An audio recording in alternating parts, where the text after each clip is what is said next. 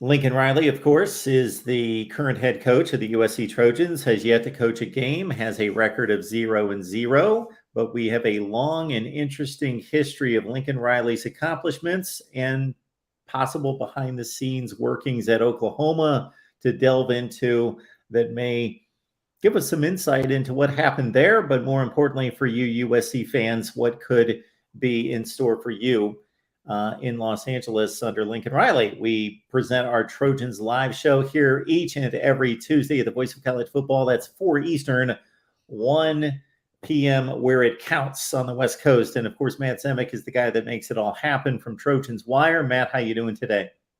Doing good, Mark, and excited about today's show. Absolutely.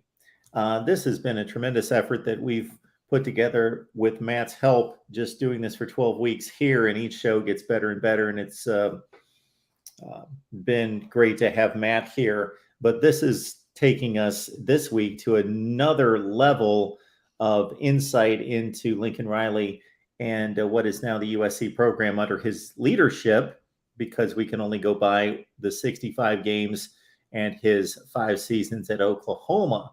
So Matt's in the process of releasing a series called the Riley Files, and I had the privilege of listening to, and will be listening to, all 12 parts eventually, but part 5 was just released this past week, Matt. So I will let you take it from there, and then I will give you my perspective on what I heard, and I will have probably more questions than perspective, but we'll start with your take on the conversation from this past week.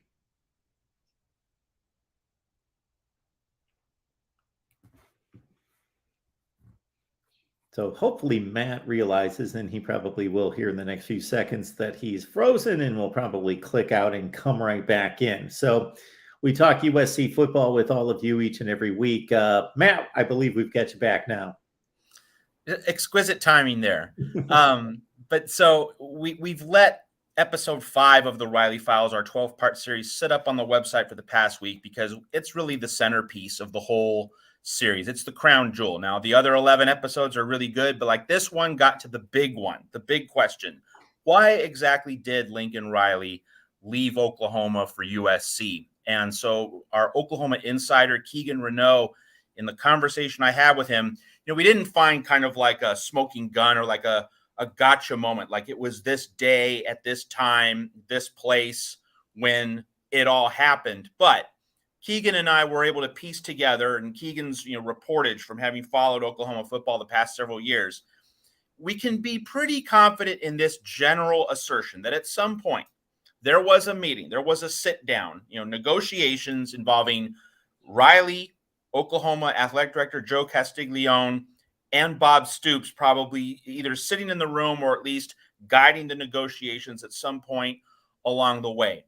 And obviously the national narrative has been for the past year, since the Oklahoma and Texas move to the SEC, the national narrative has been Lincoln Riley didn't want to coach in the SEC. He wanted to be in the Pac-12. Now he's going to be in the Big Ten, where he would not have to deal with the SEC monster and, Nick Saban and Kirby Smart and Jimbo Fisher and Brian Kelly all in the same conference. That's been the national narrative.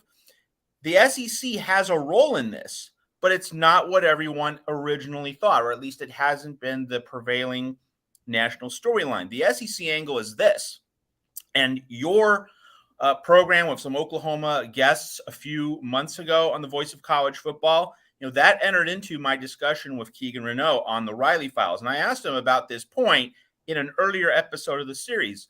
So Brent Venables is getting the investments and the buy-in from donors and boosters that Lincoln Riley didn't get. So why is that? So when the move to the SEC occurred, Keegan and I pieced together, doing detective work, that at some point there was a negotiation between Riley and Joe Castiglione, which amounted to, okay, Riley's saying to Joe Castiglione in some form or fashion, it almost certainly happened along these lines. I'm not getting 100% investment. I'm not getting all the facilities. I'm not getting all the resources. I know that you're holding at least something back. Now that we're going to the SEC, it's time to pony up. It's time to give me everything I want in terms of facilities, investment, the whole deal, the whole enchilada.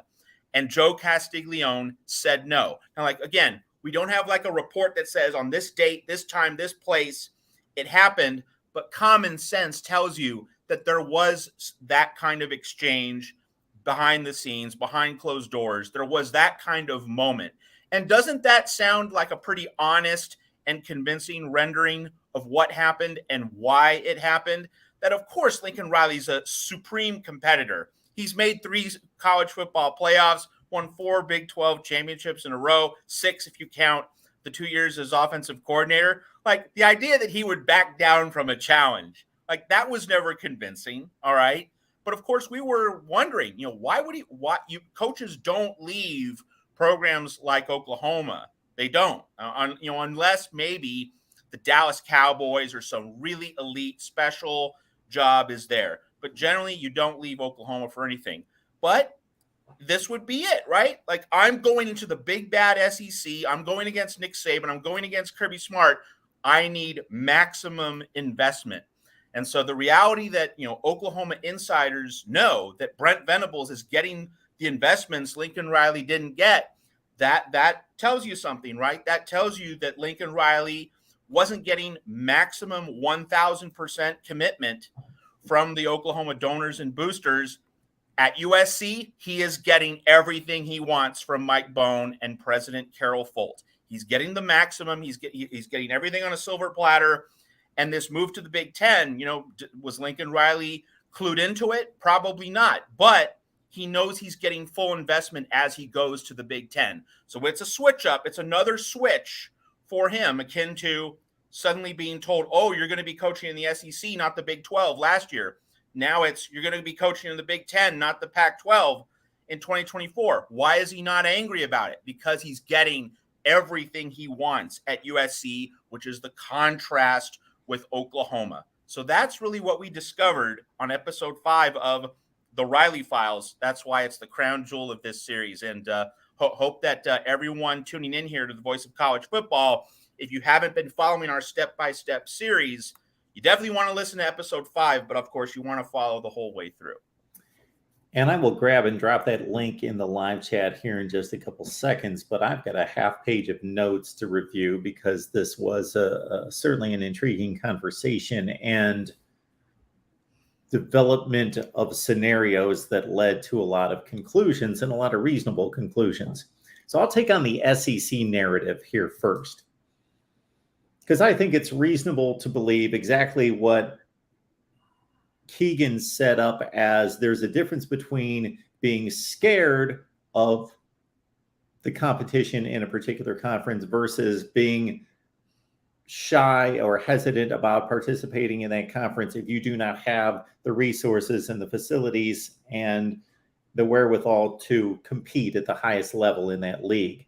However, I would say you can understand, even with the resources and the backing required to compete at the very highest level in a particular league, the SEC, let's say, that you would want to possibly, maybe this would be a tiebreaker of a decision, that you could go to Clemson, Ohio State, USC, and in a situation where I'm not competing each and every week or many weeks of the season versus a like power.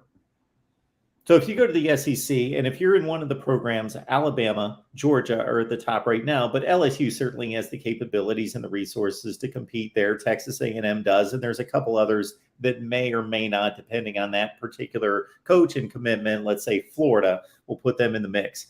So you have the advantage over roughly half to 3/4 of the league. You're playing Missouri, you're playing Mississippi State, and they're really good, strong football programs, but nowhere close to the resources that we're talking about at the schools we're talking about.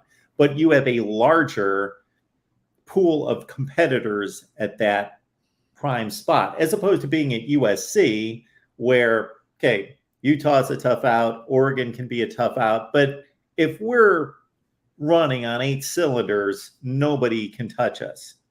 At Ohio State, to a lesser degree, because there is Michigan, there is Penn State, there is Wisconsin.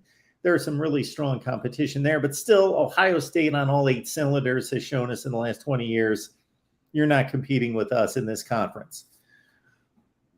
So I can understand the narrative, but I can also see where maybe some of the critics could be, I'm not saying that they are, that if you're looking at the measured approach, that you would opt to go to a USC instead of the SEC because of having that advantage on a regular basis. Yeah, I think it's a very fair point. And as we kind of dig into these tensions a little bit deeper, I think part of this discussion is that in the summer of 2021, Lincoln Riley was preparing for a season in which Oklahoma was widely viewed as a frontline national championship contender. I mean, this was the 2021 was viewed as the Oklahoma team with the best chance since the 2017 team, which narrowly lost to Georgia in the Rose Bowl, the college football playoff semifinal. The 2021 team was supposed to be the team that was going to get over the hump, get the Big 12 and the Sooners into the college football playoff national championship game. We finally break that semifinal drought. So that pressure weighed very heavily on Lincoln Riley. And so if we can generally say, maybe not that his mind was made up, that he wanted out of Oklahoma in late August or early September, but certainly that pressure, that tension point was weighing on his mind. When the 2021 season didn't go the way he wanted, I think it's reasonable to say that kind of made his displeasure, Lincoln Riley's internal displeasure at his larger situation, even greater than it initially was. And that if he had hit the ball out of the park at Oklahoma in 2021, maybe he says, hey, I can now leverage this to get everything I want, stay, make it work. But when the 2021 season didn't go that great, that was kind of the tipping point that pushed him toward USC's arms. And you can imagine just that he was dissatisfied to begin with, thinking that he deserved, maximum investment in the program. And so when this very important high expectation season didn't pan out the way he had hoped for, that was really the ultimate decisive moment in his mind and in his thought process. So maybe I missed this, although I took meticulous notes, or maybe this has been covered elsewhere, because in a 12-part series, I know that you guys covered this.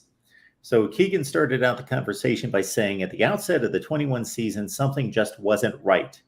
And then he started to go through some various scenarios of possible trust issues, but that something wasn't right. This team wasn't unified. There were distractions. There was lack of commitment. And then we saw it in the performance. They come out and they barely win games against the likes of a 2-10 Tulane team, for example, in week 1. Okay. What was the timeline of course, Clay Helton was fired week 3, something in that range? Yeah, right after week 2. Yep. Before week 3. Yep. So at what point do we think, like, Keegan seemed to have been setting this just kind of atmosphere of,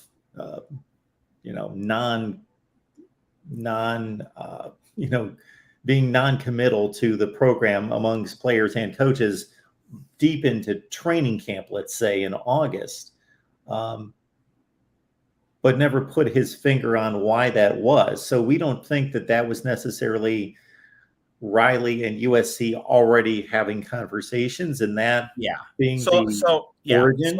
So I think what we can reasonably pinpoint is not that Riley was thinking about USC, but he was dissatisfied with the larger overall situation at Oklahoma, and the USC entry point was probably in November, and we didn't exactly nail this down, but in future episodes of the Riley Files, Keegan does make the point, and so it's a spoiler alert, but really on a small scale. It's like I'm not giving away the store here.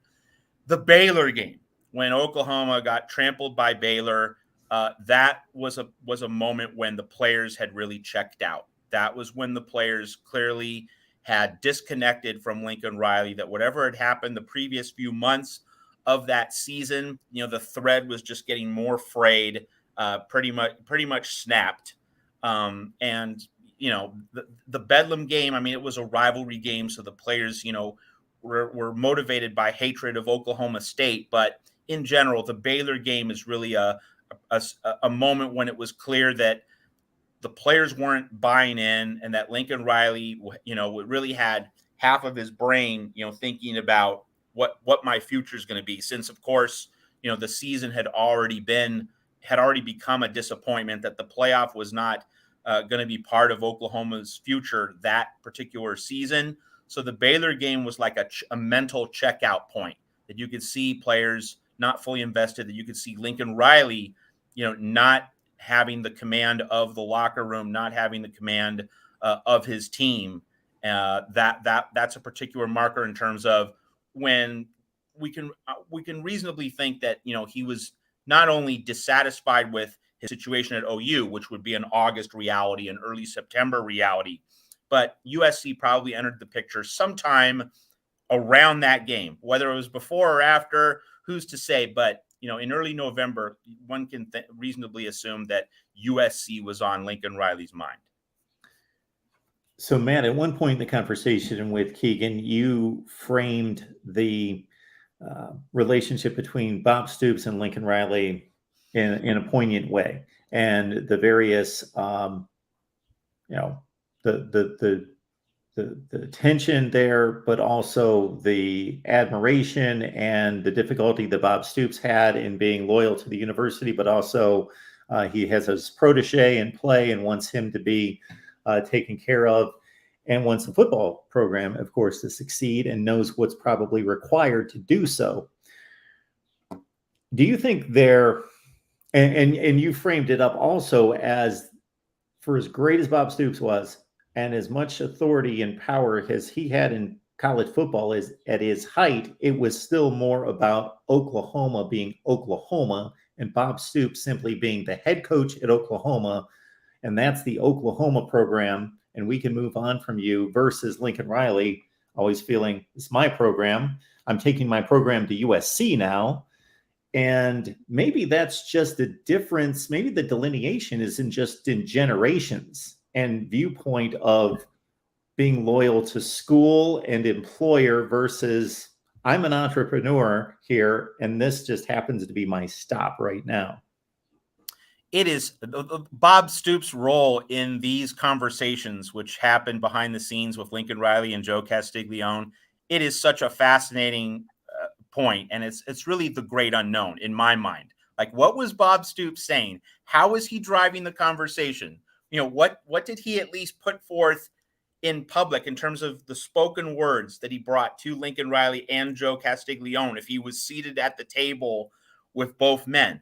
How did he steer that particular ship? It's so fascinating because, you alluded to this, and we never talked about this with Keegan because, we're kind of focused on, the past 7 years. We never did talk about Bob Stoops' history under Hayden Fry, playing for him at Iowa. And of course, Hayden Fry, it was a very, demanding, detail-oriented head coach, certainly a guy who drilled into Bob Stoops concepts of toughness, but also loyalty and accountability. So we can see from Hayden Fry in Bob Stoops that mindset of, it's about the program. It's about the whole. It's not about you. It's about us. And Bob Stoops, of course, has been very clear in recent years about saying that Oklahoma football is bigger than one man. Like, that's been a Bob Stoops mantra. But of course, he also has a very clear connection to Lincoln Riley, which goes beyond mentor, teaching Lincoln Riley, bringing him along, bringing him into the fold at Oklahoma.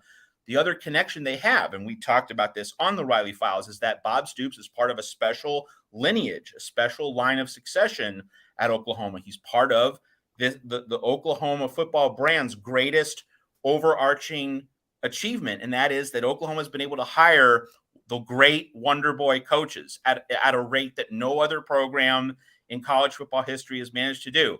Bud Wilkinson, Barry Switzer, Bob Stoops, and then Lincoln Riley, all hired before they turned 40 years old, all legendary supremely successful college football coaches. No other program has had the magic touch hiring the great young coach more than Oklahoma. So Bob Stoops and Lincoln Riley were connected by that fact. So you know that Bob Stoops, in his heart, he certainly wanted Lincoln Riley to be at Oklahoma for 15, 17, 18 years, the way he was, the way Barry Switzer was, the way Bud Wilkinson was. So we're all wondering, and Keegan and I certainly wondered about this in our own way on the Riley Files. Was Bob Stoops trying to sell Joe Castiglione on, hey, you need to give my boy Lincoln more resources? Or, and this is probably the way I would lean to, he was probably more trying to steer it toward Lincoln and saying, hey, the program will support you. Oklahoma is bigger than you, but that means you have more support. You can do this with the support of the Oklahoma community. And the underlying point being, you don't need maximum investment in terms of facilities, because you have all this communal support, all this goodwill behind you. And I think that, if that was the way the conversation unfolded, it probably wasn't enough to satisfy Lincoln Riley. That goodwill and, a kind of emotional support, everyone pulling for you. No, you actually need to pony up and give me the facilities, to give me all the things that, well, Brent Venables is actually getting materially right now. It's just so fascinating to wonder how Bob Stoops drove those conversations behind the scenes at Oklahoma. We don't know that, but we certainly did a lot of speculating on the Riley Files. Matt Zemek, Trojans Wire, makes this work each and every Tuesday, 1 o'clock Pacific time, USC Trojans Live, right here at the Voice of College Football. So, Matt, let's go down that path of Venables versus Riley and what they've been able to acquire. So, what Venables is being given in terms of resources, do we know that that's more than what was afforded Riley, or is Venables just satisfied with less than Riley? No, it's definitely more. And Keegan, not on this episode, I don't think, but in other episodes of this series, as you listen to the whole thing, he makes it clear that yes, he's getting what Lincoln Riley didn't get, and in some ways, Keegan said at one point that Oklahoma fans should be thankful for Lincoln Riley, because Lincoln Riley going to USC actually kind of created the moment where, we can't let this happen again.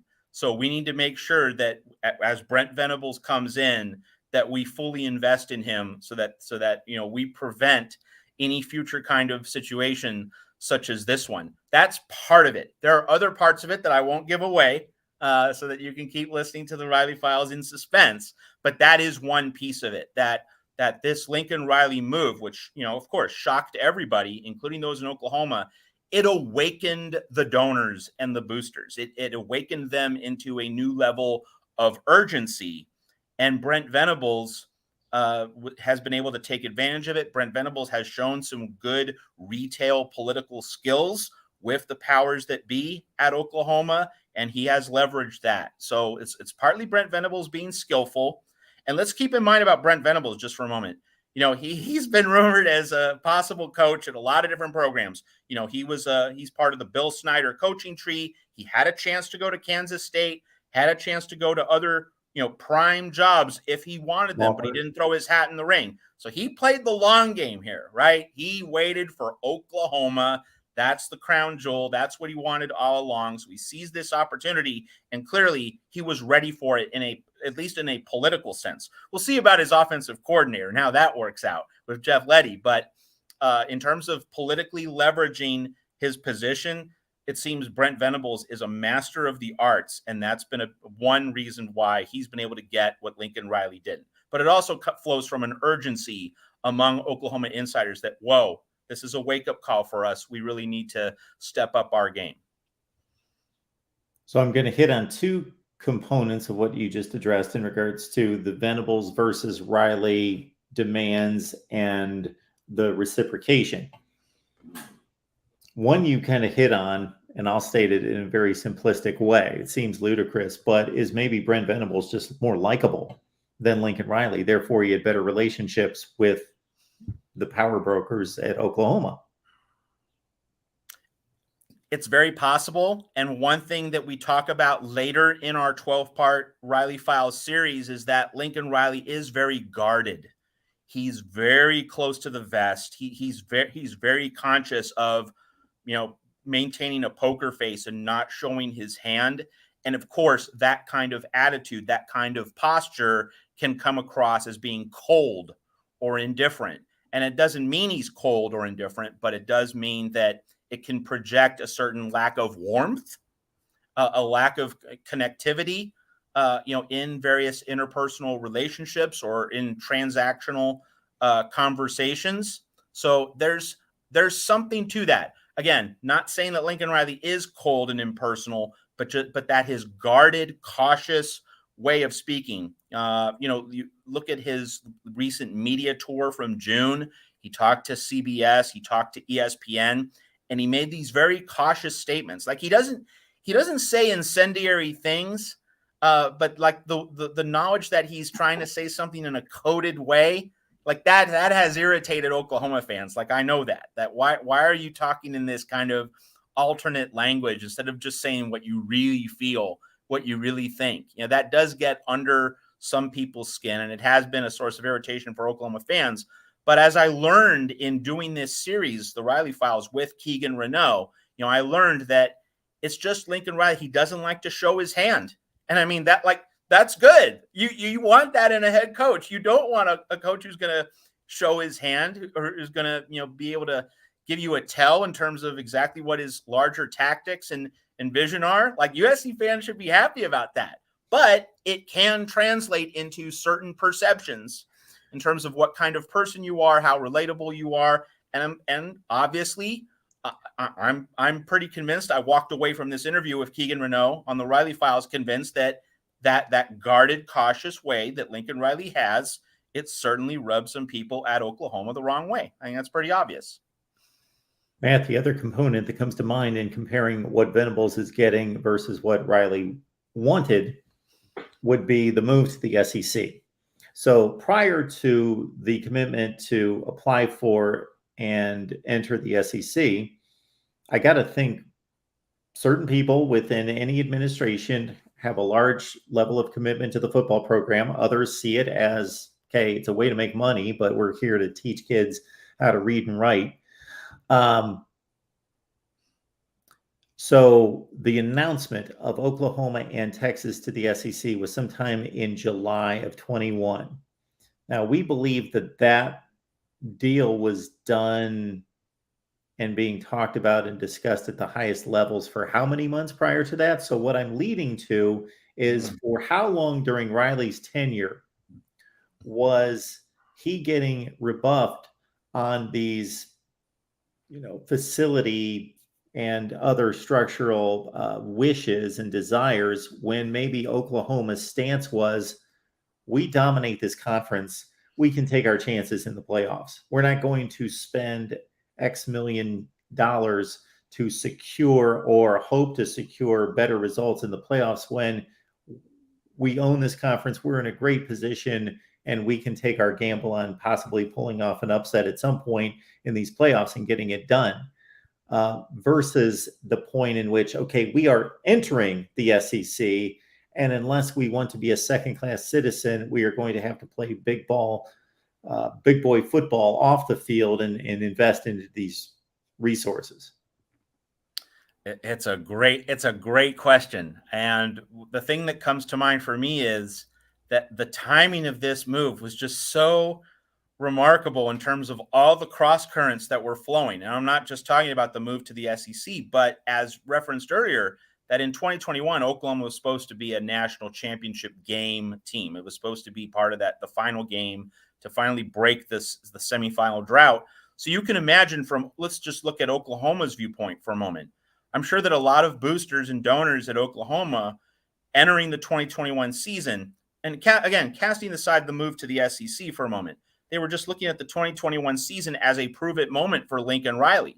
Make the national title game, win a playoff semifinal, get over that hump, cross that threshold, and then maybe we'll support you at a higher level, but not until you do it. I mean, I can imagine just from the donor perspective, at Oklahoma, that was part of their thought process going the other way toward Lincoln Riley, and that the move to the SEC kind of enters the picture as, well, okay, if we're going to play big boy ball in the SEC, well, let's first get the Big 12 into the national championship game and get rid of that semifinal drought. It didn't happen. So that would naturally make Oklahoma's donor base less inclined to pony up for Lincoln Riley, not more. Got Matt Zemek here talking up the USC Trojans, Lincoln Riley, the Riley Files. I will drop the link in the chat. But Matt, I will let you lead people there to the most effective way and efficient way to find the complete series that's about halfway unveiled at this point. Yeah, so I drop each new episode on our Trojans Wire Twitter account, and which is Trojans Wire is the handle, and then also at our website. If you can do a search at the top, and if you do the Riley Files, all 5 episodes should come up.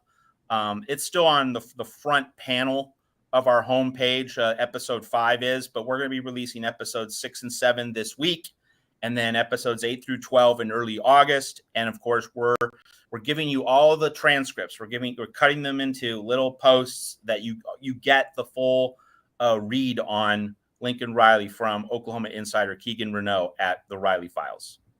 4 hours of conversation, all told, sliced into 12 episodes. So we went really deep on this, and again, being able to talk about this episode, and the centerpiece story surrounding Lincoln Riley since November of last year. The fact that we were able to get to the heart of this in, I think, a very meaningful way, it speaks to the quality of the series and also the quality of Keegan Renaud's insight unearthing these points at the Riley Files.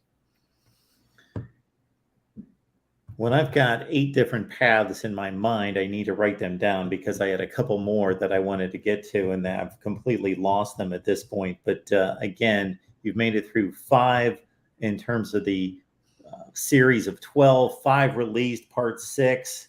I think this will be a fascinating one as well, set up as the best and worst of Lincoln Riley and his accomplishments.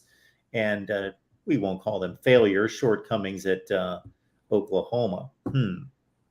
That's right. And then the back end of the series, just while we're talking about the Riley Files, we get more into what Caleb Williams is going to do at USC and how his relationship with Lincoln Riley is different from the relationships he had with, for instance, Jalen Hurts and particularly Spencer Rattler. And we get into actually how the pandemic, prevented Lincoln Riley from having the practice time, to build a rapport with Spencer Rattler in all of its dimensions, in all the ways that a coach and a quarterback need to be connected. And so the pandemic's disruptive effect in terms of practice time, in terms of training methods, in terms of all the things that a coach and a quarterback depend on, in terms of having that very close relationship of trust.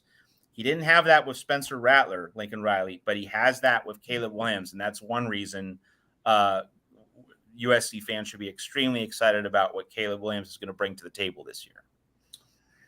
It's come to me what I wanted to hit on, and that would be the recruiting end of this. So we've talked about resources and backing and support from the university, but one thing that nobody can resolve is where your university is located, and certainly you can put resources into recruiting, and therefore you can travel and do all the things that you need to do. But in regards to having location that SEC schools have, that Texas schools have, that USC has in Southern California, to having 4 and 5 stars on every corner versus being in Oklahoma.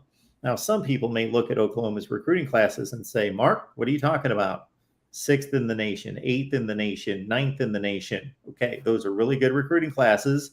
You can certainly win in the Big 12 with those recruiting classes. And I'm not a recruiting guy, but I know enough and have detailed enough through the numbers to show that there's a difference between the distance between 1 and 4 is not 4 and 8. It falls off a cliff decidedly. 8 and 40. That's the difference between 1 and 8 in this last recruiting class. It's decided. and maybe looking at, okay, I can recruit really well at Oklahoma. We're a power. We can bring people from Texas and elsewhere in the country, but it's more difficult than sitting in anywhere in the SEC or in Southern California and recruiting 4 and 5 stars. Well, and one thing I learned from doing this series with Keegan, and I'm not a recruiting expert by any means myself, but Lincoln Riley, he maps out his recruiting strategies, and other coaches probably do this as well. But Keegan impressed upon me over the course of this series the larger point that Lincoln Riley maps out his recruiting strategies because he's looking at the style of players that he has on a given year's roster, and he's trying to fit. He's not thinking about, well, I need an offensive lineman to go with this quarterback. It's a lot more than that. It's about, what are this player's strengths and what are this player's weaknesses, and how do I get a full roster where all the strengths are maximized and all the weaknesses are minimized. He's not thinking so much about positions. He's thinking about playing style. He's thinking about packages of attributes in players. So Lincoln Riley has a very detailed recruiting blueprint, and it's not so much about, how do I get my offensive line set up? It's how do I provide roster pieces that complement each other the best. Like I have an inside read on this particular wide receiver, so I need to put this particular running back with him. So like, I'm not thinking about stars. I'm not thinking about part of the country. I'm talking about the particular kinds of players who work together. That's something that Keegan educated me on during this series. So I'm sure that given the move to the SEC, Lincoln Riley wanted to get as many resources lined up so that he could craft his roster exactly the way he wanted to build a particular roster for 2023, for 2024, for 2025. He has exacting standards. So like, that's another part of this, that Lincoln Riley is a perfectionist. And so if you're a perfectionist, you're going to want to have everything available at your disposal. You're not going to want to do it on the cheap. You're not going to want to half measure. You're not going to want to do something 3/4 of the way. You want to do it 100%. And that's where we go back to that Oklahoma was hedging its bet just a little. And again, not unreasonably for the Sooners who are watching the voice of college football. They were waiting to see what Lincoln Riley would do in 2021 with a stacked roster.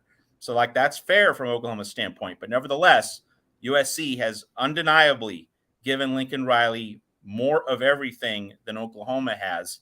And so was a driver of Lincoln Riley's decision. And if you're being a businessman, if this is certainly big business we're talking about here. From that angle, it's hard to blame Lincoln Riley for the choice that he made. Folks, part 5 of the the Riley Files is in the live chat right now. So I just dropped it in the live chat. So go right there and you can follow directly to episode 5 of the Riley Files. And once you do, you will want to, like me, listen to all 12. That's the last one that's been released. And you can go through the entire series, and they're being released one per week. Correct, Matt? It's an uneven schedule. Like, we released 3 episodes during Major League Baseball All-Star Week. All-Star Monday and All-Star Wednesday are the slowest days of the sports year. So we actually loaded up during that week, and now we've kind of cooled down. We just want people to listen to episode 5. We'll probably get out episodes 6 and 7 this week, and then we'll probably have multiple show releases in the first 2 weeks of August to round out the series. With USC moving to the Big Ten, with Oklahoma moving to the SEC, you would think that the last conference not connected to USC that we would be discussing would be the ACC. But at the ACC kickoff last week, Pat Narduzzi had a number of comments to make. The one that I jumped on and named a live stream after was him stating that his Pitt Panthers would win the Big Ten. Okay, fine. That's great that you have that belief, but it's really based on nothing. So why make that comment?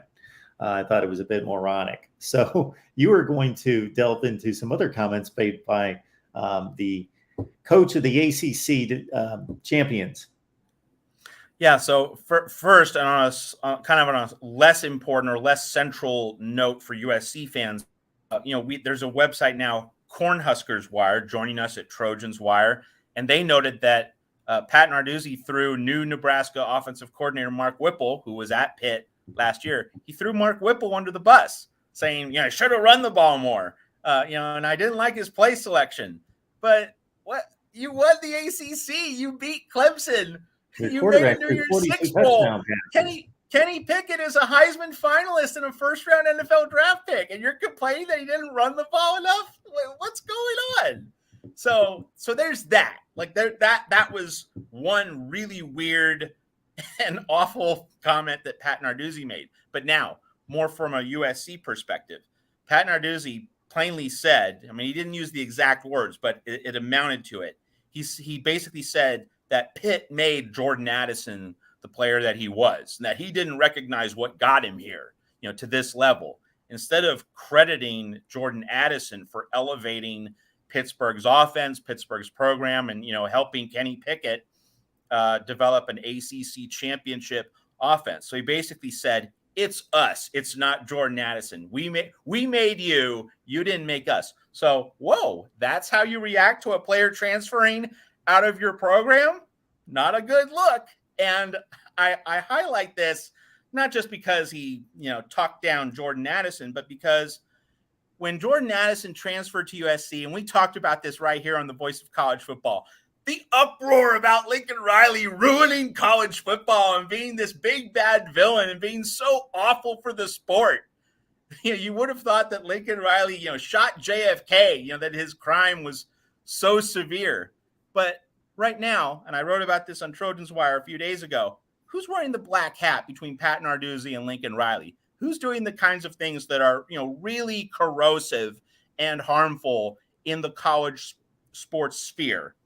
It's clearly Pat Narduzzi. Like, if you're running guys down who helped you win an ACC title and certainly, made you a richer man and gave you more stature as a head coach, you're running them down after they leave your program? That's how you do business? That's how you comment in public? So the way he treated Mark Whipple and especially Jordan Addison, like, Pat Narduzzi is just unhinged.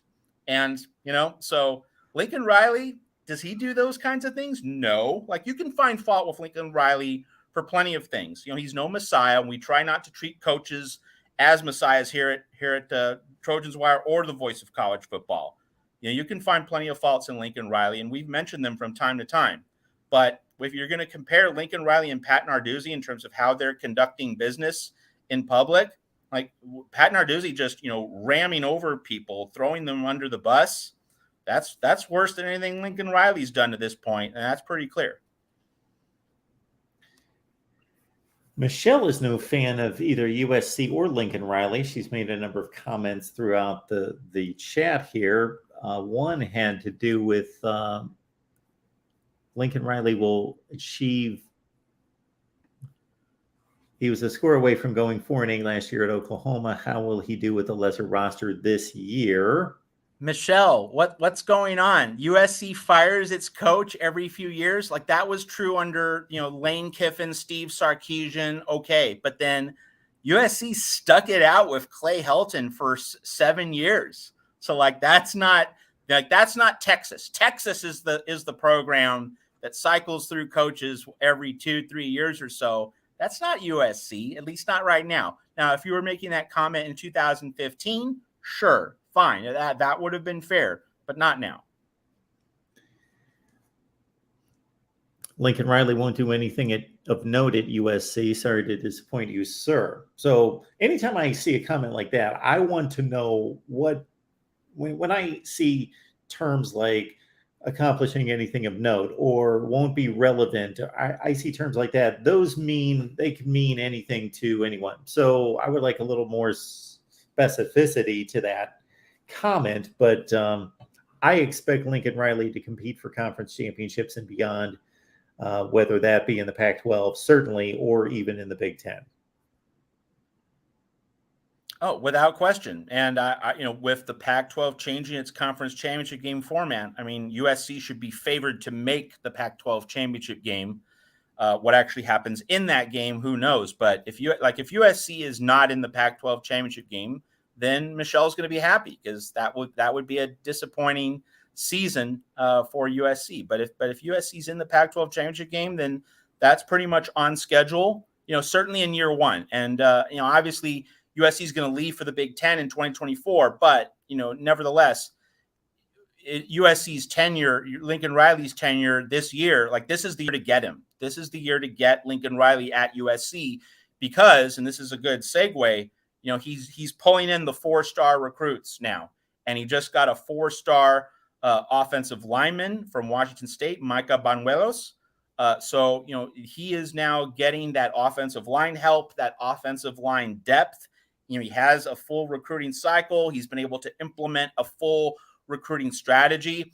And USC fans were beginning to worry, and I could understand why, that Josh Henson, the offensive line coach, okay, he whiffed on Josh Connerly, he whiffed on Francis Mauigoa. What's going on here? But hey, it was early in the cycle, and we said in previous episodes this summer here on the Voice of College Football, it's just too early to judge Josh Henson or any individual recruiter on a staff based on the first few months at a school. You're just settling in. Like, you're inheriting a situation from Clay Helton. You're having to deal with all these moving parts in college football. Let's see where we are in December. Let's see where we are in February of 2023. But with this pull of Micah Banuelos, Josh Henson has shown, hey, I have some recruiting chops. I can deliver results. This is a big win on the board for USC, not just in terms of getting a 4-star player, but specifically along the offensive line. And let's make this note for everyone watching here on the Voice of College Football.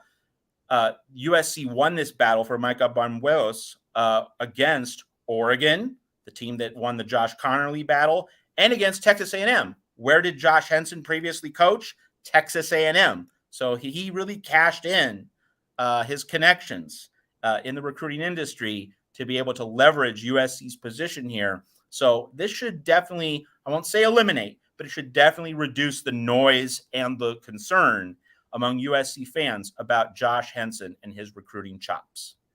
Banuelos, interior offensive lineman, guard center is the interpretation there. 6'2.5", 290. State of Washington, 7th rated player in the state, 37th rated offensive tackle in the country, committed this past week. Web security, give me a call sometime. Just give me a call-in show. We'll discuss Florida football, Florida State, Florida, and Miami.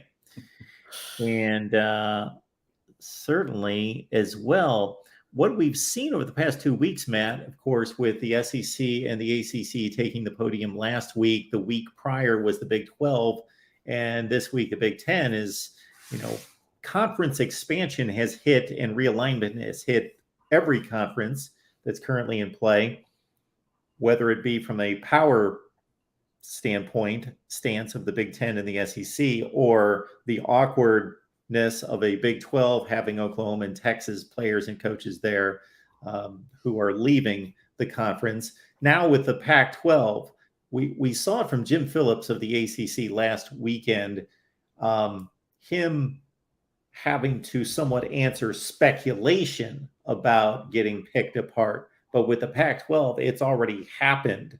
I've got to think that what is going to come out of the mouth of George Kliavkoff this Friday is going to be rather intriguing. Very much so. That, the Pac-12 Media Day, it's singular. It's just going to be this Friday, not a multiple day session. Kliavkoff has been very tight-lipped, as expected, and as one would hope if you're a Pac-12 fan, that you wouldn't want him talking in public. You want him working behind the scenes. You want him talking to the TV networks and, of course, to all the member schools, and also making chess moves, to see what's attainable in realignment. And it's been fascinating to see how the chessboard has changed, because we're almost a full month since the USC UCLA move to the Big Ten, and the first few days after that move, the thought was Oregon and Washington to the Big Ten. Pac-12 is going to die, splinter off. And like that did not turn, not only did it not turn out to be true, but like it's not even close to true. It's not even close to being possible. Like John Wilner, who we're all reading now, to see what his take is on Pac-12 realignment. When last week, he speculated about Oregon's future. He mentioned 3 conferences. None of them were the Big Ten. So like, it's not just that Oregon to the Big Ten isn't happening. It's not really even under serious consideration right now. And meanwhile, over the course of this month of July, over the course of the past 4 weeks since the UCLA USC move to the Big Ten, what's changed? San Diego State is now widely seen among industry experts and insiders as the school that isn't necessarily likely to join the Pac-12, but if the Pac-12 does expand, San Diego State is universally seen as the first school in line for that. So that's a big change, because if you followed people who study the Pac-12 closely over the past several years, if you brought up San Diego State, they'd said, nah, that's not important. And of course, that was based on USC and UCLA not leaving for the Big Ten or any other conference. But in like the first few days after the USC UCLA move, even then, San Diego State was not seen as, oh, like that's the school we need to bring. It was more about the Big 12. And then it was more about, as we got into mid-July, it was more about a possible merger between the Pac-12 and the ACC. San Diego State really didn't become this supposedly obvious solution or this clear front runner for Pac-12 expansion until the 3rd or 4th week of July. So it's just fascinating to see how the game is constantly changing and evolving. One of the new and emergent reasons for San Diego State getting so much talk as a possible Pac-12 expansion candidate is not so much the value addition that it provides, but more of, you don't want the Big 12 to consider San Diego State, because then you give the Big 12 a foothold in Southern California. So in other words, adding San Diego State is not so much what the Aztecs bring to the table, but it's so that the Big 12 can't get it. So in other words, it's a defensive play. That's what Wilner said in his most recent column. So that's not what we were talking about the first few days of July. It was about Oregon and Washington, also a lot about Stanford. San Diego State is now suddenly, a major player in conference realignment. And then behind San Diego State, there's a lot of speculation about SMU and Fresno State being in the mix as the school to join San Diego State if the Pac-12 wants to get back to 12-member schools. Okay. Well, I will say that based on the videos I produced right after all this went down, that I was pretty much in line with the San Diego State, Fresno State markets.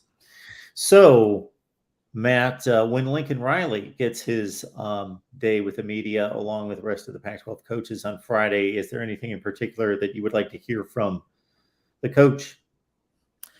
Well, I don't have really a wish list, because that Lincoln Riley's not going to give anything away. This gets back to, his cautious, keep all the cards close to the vest. Like, I'm just not expecting any kind of big revelatory thing from him.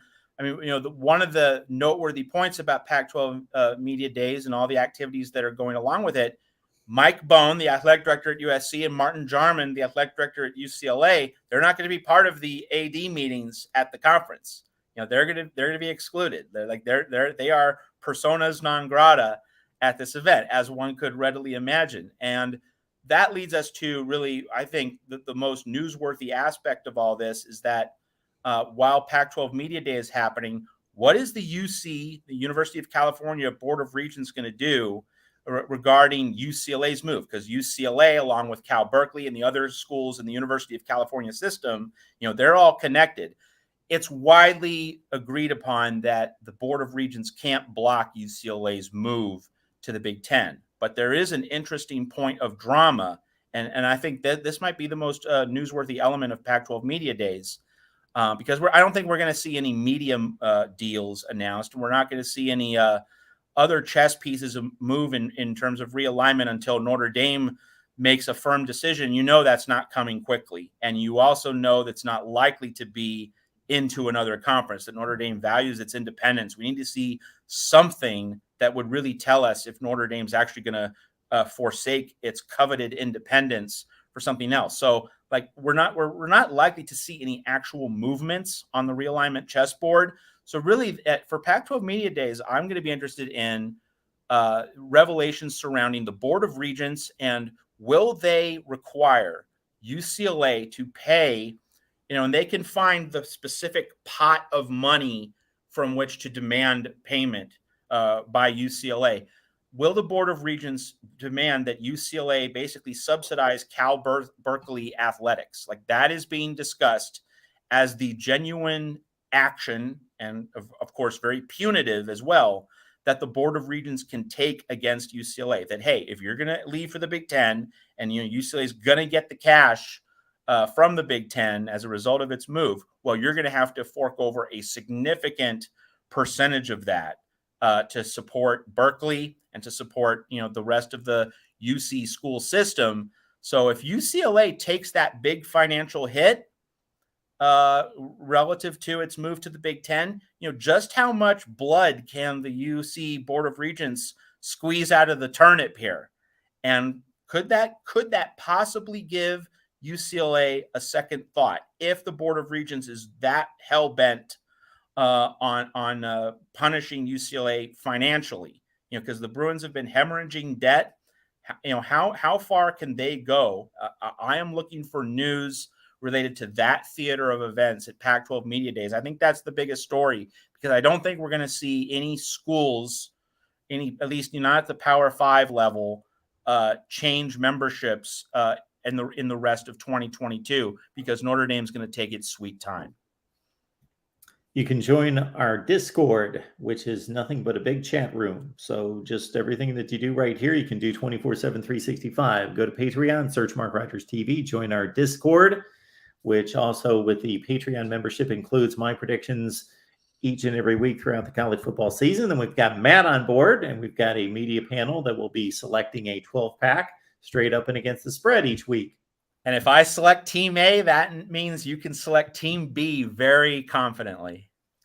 I'll just say it like this. I make no promises about my predictions. I can only roll out the record and say, this is what I've done in the past, criticize it or laud it, either one, but I make no promises. I'm not a handicapper. I'm not an odds maker. I've done fairly well, but that's what it is.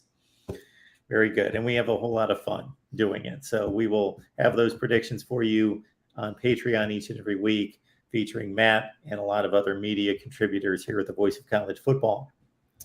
All right, Matt. Well, we appreciate you stopping by. And again, when I say stopping by, Matt, he's the staple, the anchor of this show each and every Tuesday at 4 Eastern, 1 Pacific. So head on back next week, everyone. Bring a friend with you, as we will be post Pac-12 Media Day and looking squarely at the first day of fall camp at that point. And our next show will be August. It's getting closer. Thank goodness. Matt, thank you so much for making this happen. Again, everybody follow Matt at Matt Zemek. And I have zillions of these banners, and to keep them all straight, I sometimes fail. So there we go, Matt Zemek. There it is. Yep, and we'll drop episode 6 of the Riley Files on Wednesday, and we'll drop episode 7 no later than the weekend. So as we continue that series, so episode 6 that'll drop on Wednesday. Folks, you can follow us to the Iowa channel here in about 25 minutes with Hawkeyes Live at 4:30 Central, 5:30 Eastern. Big Ten Media Days. Kirk Ferentz was at the podium, and players. We will have our recap of that. Matt, thanks so much for making this happen. We will see you next week. Thank you, Mark. Have a great week.